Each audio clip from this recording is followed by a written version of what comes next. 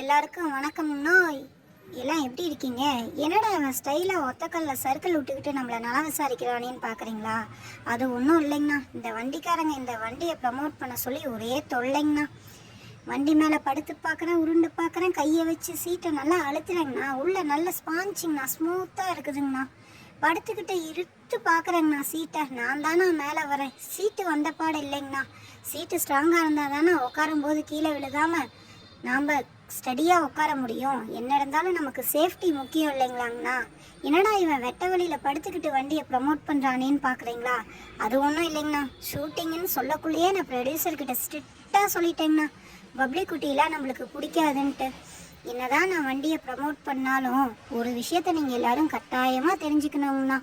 வண்டியை ஓட்டும்போது கண்டிப்பாக எல்லாரும் ஹெல்மெட் போடணுங்கண்ணா. அது நம்ம வீட்டுக்கும் நல்லது, நாட்டுக்கும் நல்லதுங்கண்ணா. மறக்காமல் எல்லாரும் போட்டுருதுங்கண்ணா. நம்மளோட உயிரே நம்ம வீட்டில் இருக்கவங்களுக்கு ரொம்ப முக்கியம் இல்லைங்களாங்கண்ணா. ஏனுங்கண்ணா, நான் சொன்னது புரிஞ்சிச்சு இல்லைங்க? மறந்துடாதீங்கண்ணா.